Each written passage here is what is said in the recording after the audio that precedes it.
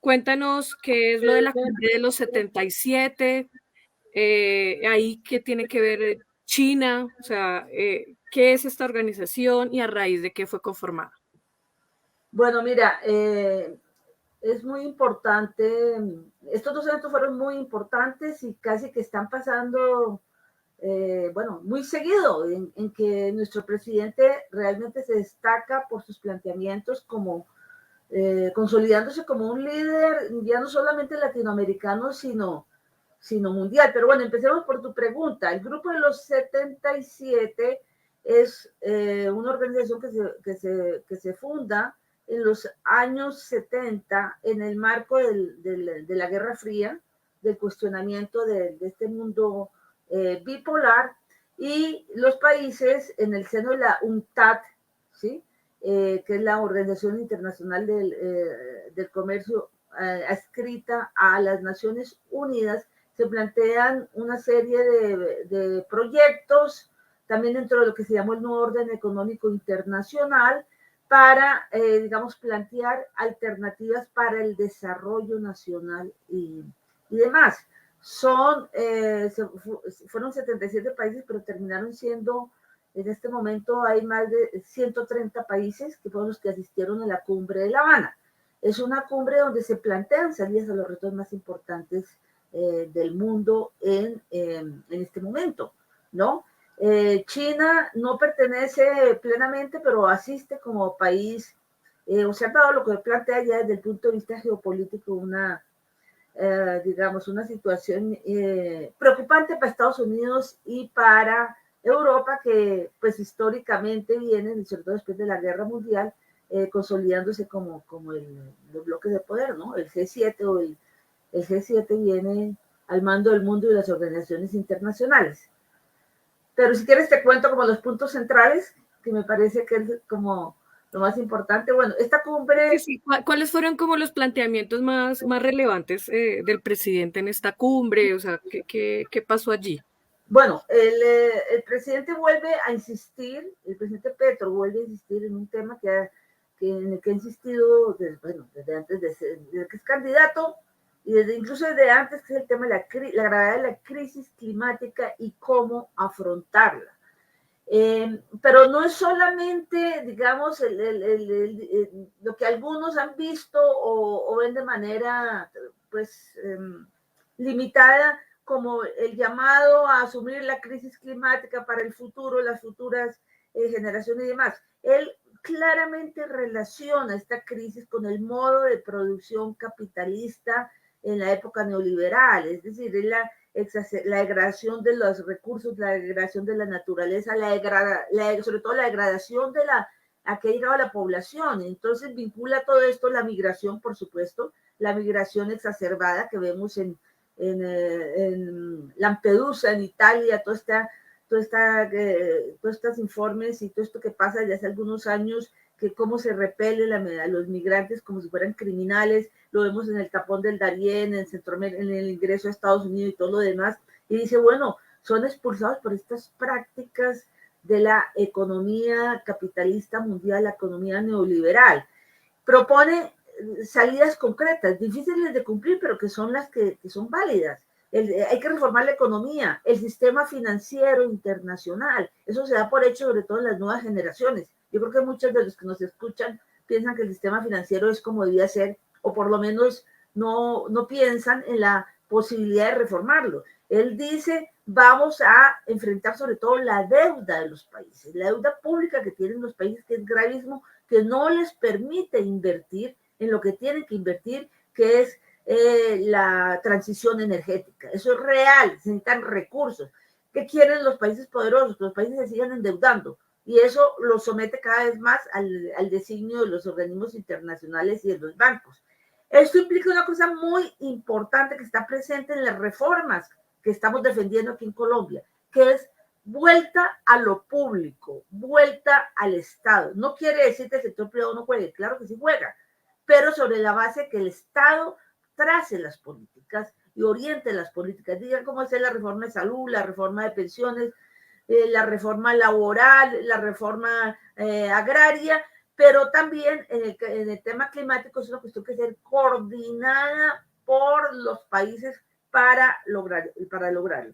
Un segundo punto es el tema de la guerra, ¿sí? El rechazo a la guerra, el rechazo definitivo a la guerra. La guerra entre Ucrania y Rusia, que bueno, no hay tiempo de desarrollarla aquí, pero por supuesto no es entre Ucrania y Rusia, es entre Occidente, o sea, la OTAN, la organización militar más grande del mundo y más potente, comandada por Estados Unidos, y Rusia, y dice, rechacémosla, pero rechacemos también la invasión, la ocupación de Palestina por Israel. No es que las pongan en el mismo nivel, ¿sí?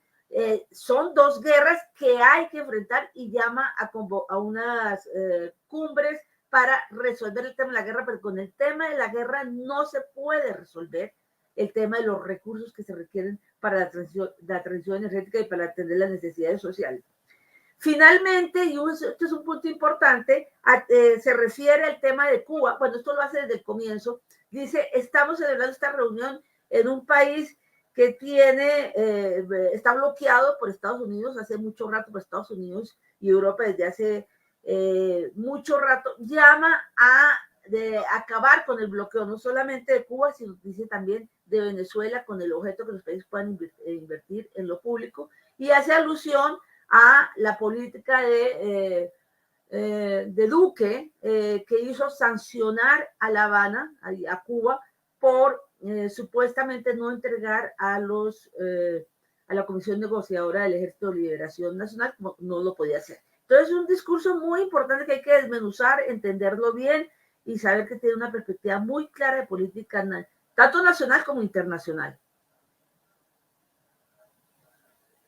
Sí, digamos que esos fueron como puntos álgidos que tocó Gustavo en eso, en ese discurso. Bueno, otra cosa que pasó también muy importante, hablando de discursos, fue el que realizó en las Naciones Unidas. Digamos que no tuvo la importancia mediática, pero pues digamos que ya estamos acostumbrados aquí en nuestro país, el saboteo que se le hace al presidente. Sin embargo, fue muy importante todo lo que él dijo. Quisiera que pues qué tanto suscita el debate, o sea, digamos que en la medida en que no se le dio la importancia en los medios de comunicación de nuestro país, sí quisiera que tú, Consuelo, nos hicieras énfasis como en cuál fue la importancia de ese discurso que él tuvo en las Naciones Unidas, que pronto nos marques como en qué fue vital, porque llegaron a decir hasta que se habían levantado y que no lo habían querido escuchar. O sea, vimos un montón de barbaridades que dijeron alrededor del discurso que tuvo Gustavo Petro en la ONU. Sin embargo, de fondo, sobre lo que él dijo, pues no dijeron nada, ¿no? Llegaron a decir que hasta estaba enmarihuanado mientras él estaba hablando. O sea, dice uno que primero que falta de respeto y pues se nota ahí la ignorancia y el nivel también de la oposición que no tiene más argumentos que inventarse una barbaridad como estas. Entonces, si quisiera de pronto tú desde tu infinita sabiduría nos marcaras esos puntos tan importantes que tenía este discurso que dio él en la ONU, que realmente marcó la diferencia, ¿sí? Y que y pues que indistintamente de lo que hayan dicho los medios de comunicación acá en Colombia, sí fue algo importante, sí fue aplaudido y tengo la esperanza de que haya sido escuchado pues digamos que por las personas que finalmente son las que tienen el poder y las que manejan las cosas y las ruedas en el mundo, que es finalmente el propósito. Mira, yo intenté hacer una síntesis de lo que dijo, tanto en La Habana como en Nueva York. Básicamente es lo mismo, de pronto le pone más énfasis a la crisis climática en el tema de las Naciones Unidas, como lo hizo hace un año. El tema de la difusión de los discursos, eso es algo que, bueno, primero que lo cuestionen desde aquí, y pues eso es más que lógico. Es decir, a Petro cualquier cosa que haga le van a decir que está mal, sí, que está sobre todo estos sectores de los medios más poderosos. Pero yo quiero recordarte, hace 10, 11 años, Pepe Mujica pronunció un discurso supremamente importante en las Naciones Unidas y se conoció fundamentalmente, y en esa época, a través de YouTube, de las redes sociales, y tuvo una trascendencia enorme. Con los discursos de Petro está pasando lo mismo. Nosotros no alcanzamos a ver la influencia que tiene. La juventud y sectores importantes en América Latina y otras regiones del mundo están pendientes de lo que digo Petro. Lo sé porque yo he tenido oportunidad de viajar, entonces eso es algo que no debía preocuparnos ese ataque. Pero básicamente esos son los planteamientos de Petro a nivel internacional. Pone un poco más de énfasis en algunos temas. Ya lo concreto es salvar el Amazonas, ¿sí? Salvar el Amazonas en la región, se ha avanzado en acuerdos con los países, sobre todo con Lula, tiene el gran apoyo de Lula de Brasil, y aunque todos estos proyectos suenen difíciles, porque eso de negociar con el TLC, negociar con el Fondo Monetario Internacional o negociar con Estados Unidos en torno al TLC, eso es difícil, muy difícil, pero no es imposible. Es decir, en última, lo que él nos dice, tanto en la reunión de La Habana como en la reunión de las Naciones Unidas en Nueva York, es que no hay salida distinta a cambiar el rumbo que se tiene en este momento y que la salida se da sobre la base de acuerdos entre países que permitan enfrentar estos problemas tan graves que tiene la humanidad. La crisis climática, y la guerra y la crisis económica generada por las finanzas internacionales, los dueños de las finanzas. Yo creo que eso es lo más importante. Bueno, muchísimas gracias, Consuelo, por acompañarnos el día de hoy. Muy importante todos los planteamientos y que fuiste enfática, sí, hiciste un resumen entre lo que se dijo en La Habana, lo que se dijo en Nueva York. Bienvenida a Encuentros Pedagógicos cuando quieras acompañarnos. Muchísimas gracias. Bueno, muchas gracias a ustedes. Hasta otra oportunidad. Muchísimas gracias, profe Consuelo.